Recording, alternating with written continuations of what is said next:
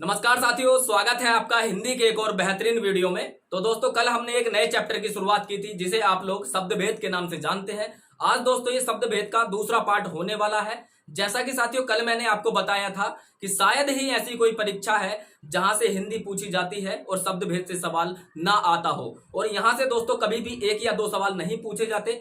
यदि आपने previous year लगाया है तो आपको पता होगा हमेशा 4 या 5 सवाल यहां से पूछे जाते हैं। बहुत बड़ी भूमिका दोस्तों आपकी परीक्षा में शब्द भेद की रहने वाली है। आपका भी कर्तव्य है कि आपको इसको ध्यान पूर्वक समझना भी है और दोस्तों इस प्रकार से पढ़ना है कि यहां से एक भी सवाल गलत ना हो। हम आपको विश्वास दिलाते हैं साथियों कि ये चैप्टर यदि आप हमारे साथ पढ़ते हैं तो दोस्तों गारंटी है इस बात की कि एक भी सवाल आपका गलत नहीं होने देंगे। चैनल को अभी सब्सक्राइब मत कीजिए, पहले वीडियो को पूरा अंत तक देखिए, उसके बाद में दोस्तों आप डिसाइड कीजिए कि चैनल को सब्सक्राइब करें या ना करें। तो चलिए दोस्तों ज्यादा देर नहीं करते हैं और शुरुआत करते हैं शब्द भेद पार्ट 2 की। पार्ट 1 दोस्तों डिस्क्रिप्शन में लिंक मैंने दे दिया है, वहां से आप देख सकते हैं। आज दोस्तों हम देखेंगे संकर शब्द। तो दोस्तों यहां से संकर शब्द से परिभाषा से सवाल बहुत पूछा जाता है और दोस्तों शब्द देकर भी पूछ लिया जाता है कि निम्नलिखित शब्दों में से आपको संकर शब्द पहचानना है। तो इसलिए दोस्तों आप आज के बाद जिंदगी में कभी गलत नहीं करेंगे। केवल आप मेरी 2 बातों को ध्यान रखिएगा। सबसे पहली बात दोस्तों आपको ये याद रखनी है इसकी परिभाषा, क्योंकि सही परिभाषा से सवाल आता है। दूसरी बात जो आपको याद रखनी है वो शब्दों को याद रखना है और शब्दों को पहचानना है साथियों की किस किस भाषा से शब्द बना है। तो सबसे पहले देखते हैं परिभाषा।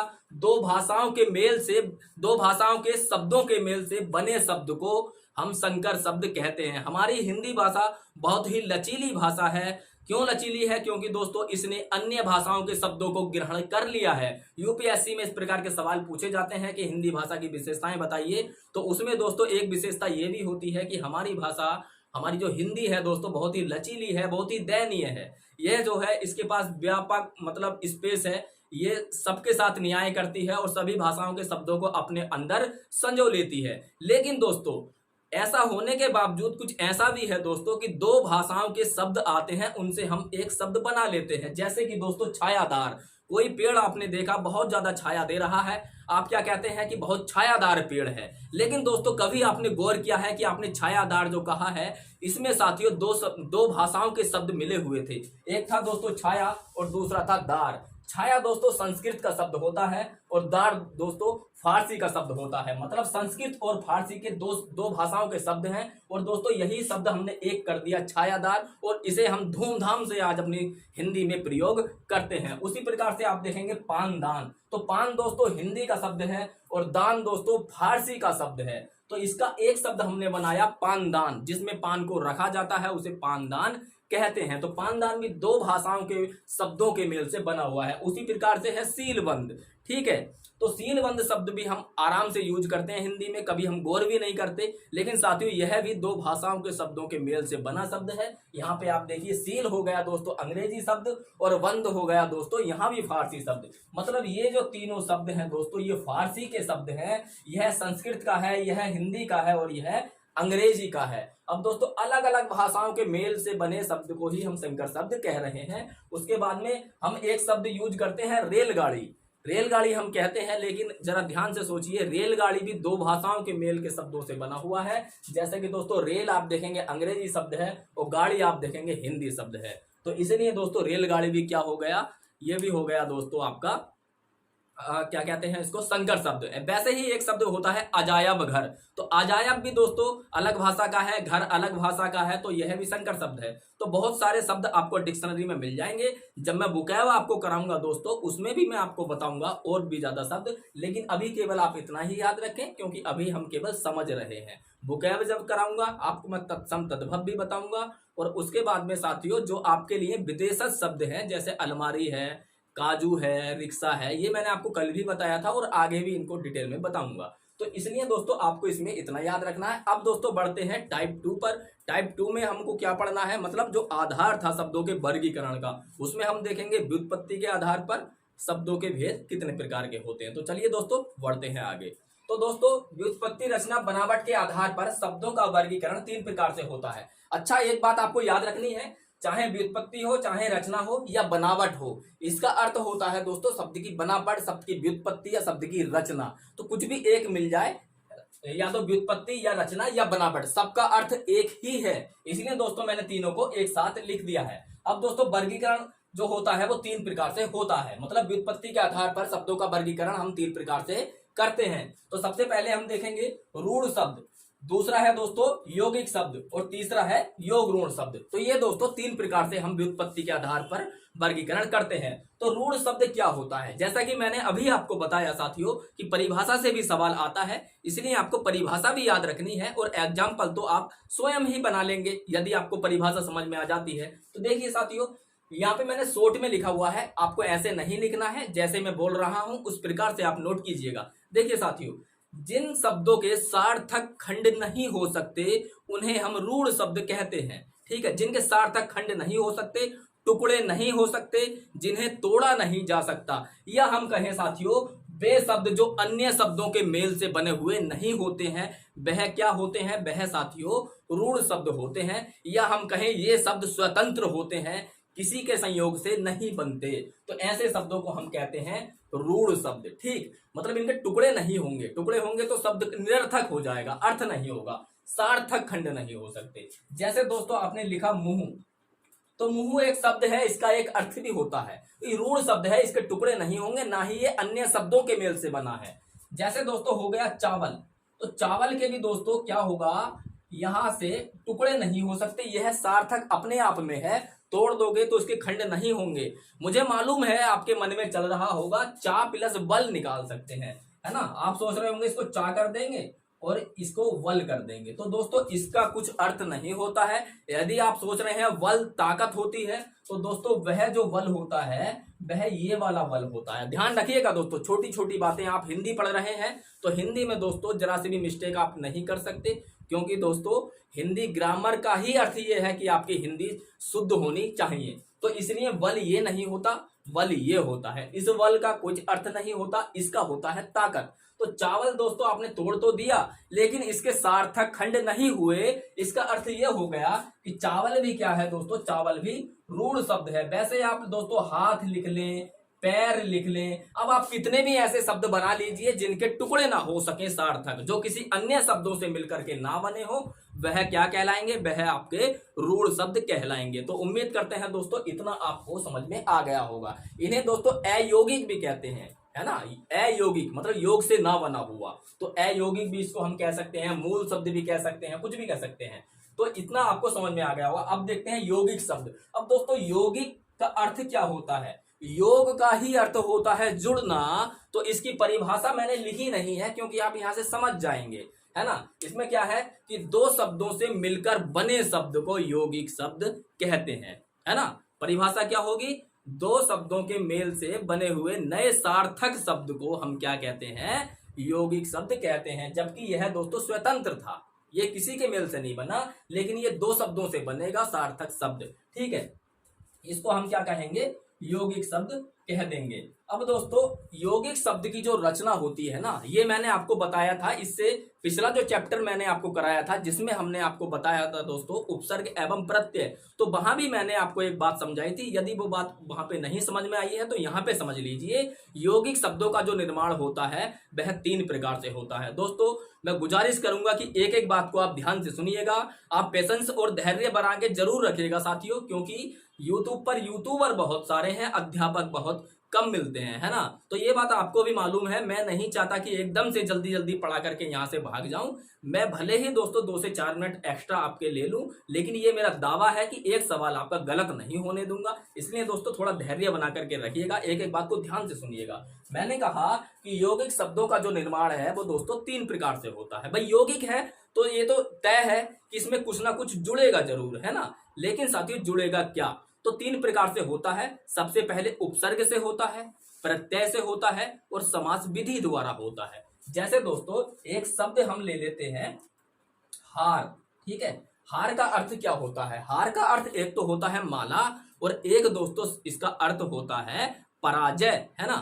हार के 2 अर्थ होते हैं। अब दोस्तों हम इसको यौगिक शब्द बनाएंगे और दोस्तों जो नया शब्द बन करके आएगा उसका भी कुछ ना कुछ अर्थ होगा जरूर, तो सार्थक शब्द होगा। मान लीजिए हमने दोस्तों उपसर्ग विधि का यूज किया, क्योंकि यौगिक शब्दों का निर्माण कितनी विधि से होता है, 3 प्रकार से। लिखना इस बात को आप नोट भी कर लीजिए, तीन विधि से होता है। तो सबसे पहले उपसर्ग से, तो उपसर्ग शब्द के आदि में यानी कि शुरू में लगता है, तो हमने उपसर्ग लगा दिया वी।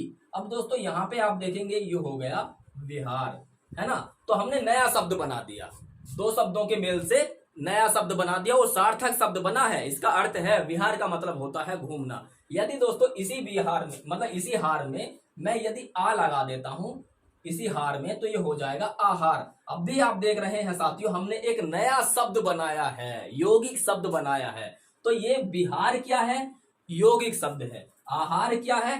यौगिक शब्द है। क्यों यौगिक है? क्योंकि इनके सार्थक खंड हो सकते हैं। इनके सार्थक खंड नहीं हो सकते थे, लेकिन यौगिकों के सार्थक खंड हो सकते हैं, इसलिए ये यौगिक है। तो इसके खंड कर देंगे आप इस प्रकार से, ठीक है। तो हार निकल ही आया, इसका भी अर्थ है विहार को आप खंडित करें तो दोस्तों हार निकल के आ जाएगा, है ना। लेकिन दोस्तों जो मैंने अभी मुंह कराया था, पैर कराया था, हाथ कराया, उसके खंड नहीं हो सकते, इनके हो जाएंगे, ठीक है। तो आहार का मतलब क्या होता है? भोजन। वैसे ही दोस्तों सम लगा देंगे तो संहार, संहार का मतलब क्या होता है दोस्तों? मारना, ठीक है। और दोस्तों अगर प्र लगा देंगे प्र तो हो जाएगा प्रहार, और प्रहार का मतलब क्या होता है? चोट करना। तो देखा आपने, एक शब्द में हम उपसर्ग यदि लगाते गए तो यौगिक शब्द बनाते गए, ठीक है। और दोस्तों और यौगिक शब्द का जो निर्माण होता है वह मैंने आपको बताया प्रत्यय से भी होता है। प्रत्यय से भी होता है, नहीं होता है। जैसे देखिए दोस्तों, कोई शब्द है तंत्र, ये दोस्तों तंत्र क्या है? ये रूढ़ शब्द है, इसके टुकड़े नहीं हो सकते। लेकिन दोस्तों यौगिक शब्द बनाएंगे, इसमें जरा प्रत्यय लगा दिए ता, तो ये हो गया तंत्रता, ये हो गया दोस्तों तंत्रता, तंत्रता, ठीक है। तो ये क्या हो गया? यौगिक शब्द, क्योंकि इसके टुकड़े हो सकते हैं। तंत्रता को तोड़ेंगे तो क्या निकल के आएगा? तंत्रता को तोड़ेंगे तो क्या निकल के आएगा साथियों? इसको तोड़ेंगे तो तंत्र निकल के आ जाएगा, मतलब एक शब्द आपका सार्थक निकल के आ गया। तो सार्थक खंड हो जाते हैं यौगिक के, रूढ़ के नहीं होते। और ऐसे ही दोस्तों कुछ भी आप ऐसा शब्द ले लीजिए जिसमें दोस्तों आप प्रत्यय लगा सकते हैं, ठीक है। जैसे ममता, ममता में तत्व लगा देती है तो ममतत्व हो जाता है ना, उसी प्रकार से। तो और दोस्तों एक होता है समास विधि से। समास विधि से कैसा होगा? इसमें उपसर्ग प्रत्यय नहीं होगा, इसमें दो शब्दों का मेल होगा, ठीक है। समास विधि से हम यौगिक शब्दों का निर्माण करते हैं। जैसे दोस्तों हमने एक लिया राजा और एक शब्द लिया पुत्र, ठीक है। ये दो अलग अलग शब्द हैं, ठीक है। ये भी रूढ़ शब्द है, ये भी रूढ़ शब्द है, इनके टुकड़े नहीं हो सकते। लेकिन अब हम इसको यौगिक बनाएंगे तो हम कह देंगे राजपुत्र, राजपुत्र, ठीक है। अब दोस्तों ये क्या है? ये आपका दोस्तों यौगिक शब्द हो गया है। उम्मीद करते हैं दोस्तों इतना आपको अच्छे से समझ में आया होगा।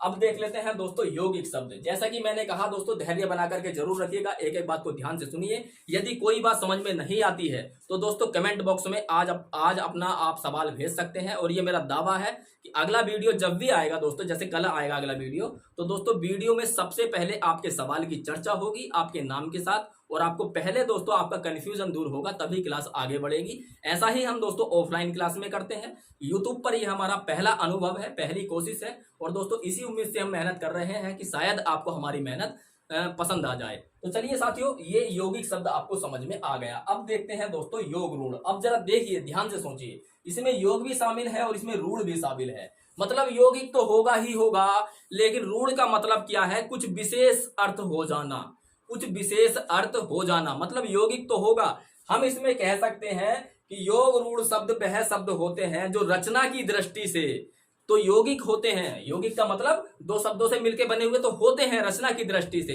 लेकिन उनका अर्थ रूढ़ हो जाता है। उन शब्दों को हम योग रूढ़ कहते हैं, ठीक है। इसे आप इस प्रकार से समझिए, जैसे कि दोस्तों हम अर्थ रूढ़ होने का मतलब ये होता है कुछ विशेष अर्थ हो जाना, विशेष बात हो जाना, उसे हम योग रूढ़ कहते हैं। एग्जाम्पल से, उदाहरण से आप अच्छे से समझेंगे। तो परिभाषा जो मैं बोल रहा हूं वो आपको लिखनी भी है, कभी आप सुन के चले जाएं, यहाँ पर स्पेस नहीं है दोस्तों, वरना एक एक बात मैं आपको लिख करके बताता। तो देखिए साथियों, योग रूढ़ शब्द क्या होता है? वह शब्द दोस्तों जो रचना की दृष्टि से तो यौगिक होता है, लेकिन उसका अर्थ रूढ़ या विशेष हो जाता है, उसे योग रूढ़ कहते हैं। जैसे दोस्तों हमने कहा चौराहा, और एक शब्द लिखा मैंने दोस्तों यहाँ पर दशानन, दशानन। अब दोस्तों जरा इसमें बताइए योग रूढ़ कौन सा है और यौगिक कौन सा है? दो शब्द लिखे हैं, इसमें योग रूढ़ एक है और दोस्तों एक यौगिक है। तो दोस्तों चौराहा इसमें यौगिक है और दशानन दोस्तों इसमें क्या है? दशानन इसमें है आपका योग रूढ़ शब्द। ऐसा क्यों है? जरा ध्यान से सुनिएगा, एक ही एग्जांपल से आपको बात समझ में आ जाएगी, इतना मैं दावा करता हूं। देखिए चौराहा, बहुत सारे शब्दों से मिलकर के बना है ना, चार राहों का समूह, उसे हम क्या कहते हैं, चौराहा। तो चार प्लस राहें ऐसे भी कह सकते हैं आप। तो चौराहा यौगिक तो है, आपको पता चल गया। ये योग ऋण क्यों नहीं है, क्योंकि दोस्तों चौराहा आप किसे कहते हैं, जहां पर चार सड़कें या चार राहें निकल रही होती हैं उसे आप चौराहा कहते हैं। तो जरा मुझे एक बात बताइए साथियों कि जहां भी चार सड़कें एक साथ मिल रही हैं उन सबको आप चौराहा कहते हैं, या पूरी दुनिया में, पूरे ब्रह्मांड में केवल एक ही सड़क है जिसे आप चौराहा कहते हैं? ध्यान से सुनिएगा जो मैं कह रहा हूं कि पूरी दुनिया में केवल एक ही ऐसी जगह है जिसे आप चौराहा कहते हैं, या आप कहीं भी जाते हैं जहां पर आप चार राहें होती हैं वहां पर चौराहा कह देते हैं? आपका जवाब होगा हर वह स्थान जहां से चार राहें अलग हो जाती हैं उसे चौराहा कहते हैं। दुनिया में कोई एक स्पेसिफिक स्थान नहीं है कि स्पेशल वही है वही चौराहा। लेकिन जरा यहां सोचिए, दशानन, तो दोस्तों ये भी कई शब्दों से बना है। ये भी 10 सरों, आनंद का मतलब होता है सर, दो शब्दों से मिलकर बना है ना, 10 प्लस आनंद, 10 प्लस आनंद मतलब 10 सिरों वाला। तो आप जरा सोचिए, आप सबको 10 सिरों वाला कहते हैं, या दशानन सुन के केवल एक ही व्यक्ति का ध्यान आपके दिमाग में आता है पूरे ब्रह्मांड में? तो आपका जवाब होगा कि भैया केवल एक ही व्यक्ति का नाम आता है, उसका नाम है रावण। तो इसलिए दोस्तों इसका अर्थ विशेष हो गया, केवल एक ही जगह संकेत हुआ। जैसे दोस्तों बारहसिंगा सबको नहीं कहते, केवल एक ही पशु को कहते हैं, केवल एक ही पशु का ध्यान आता है कि हाँ उसके इस तरह से सींग होते हैं। ठीक है, तो ये होता है दोस्तों योग ऋण और यौगिक में अंतर। दशानन और चौराहा में दोस्तों इसमें भी 4 है और इसमें 10 है, संख्यावाचक दोनों में है, लेकिन फिर भी ये योग ऋण है क्योंकि इसका अर्थ विशेष हो गया। और ये दोस्तों इसका तो अर्थ विशेष नहीं है, किसी को भी आप कह सकते हैं। तो इसलिए यहां पर दशानन क्या है, ये योग ऋण है। ठीक है, अब दोस्तों इसके एक दो एग्जाम्पल आप देख लीजिए। जैसे दोस्तों पीताम्बर हो गया। पीताम्बर क्या है, पीताम्बर, पीत माने पीला और अंबर माने वस्त्र, तो पीले वस्त्रों को धारण करने वाला अर्थात कृष्ण या विष्णु। ठीक है, तो इसलिए इसका एक विशेष अर्थ है। पीताम्बर किसे कहते हैं, कृष्ण जी को कहते हैं, या फिर हम विष्णु जी को कह देते हैं। तो पीताम्बर भी एक क्या हो गया।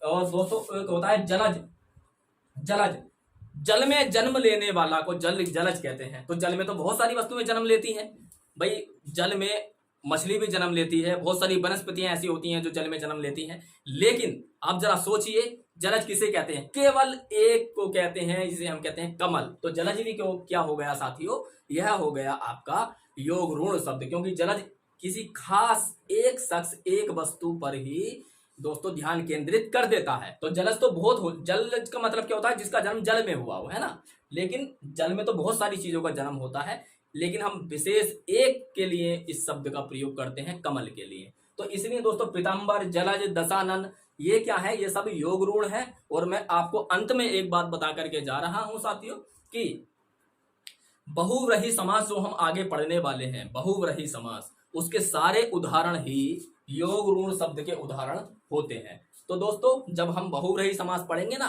तो उसमें आप ब्रैकेट में डाल लीजिएगा कि सारे के सारे योग ऋण शब्द हैं। तो दोस्तों उम्मीद करते हैं मेहनत आपको पसंद आई होगी। यदि ऐसा है तो प्लीज दोस्तों आप चैनल को सब्सक्राइब कर लीजिए। मिलते हैं अगले वीडियो में, तब तक के लिए नमस्कार।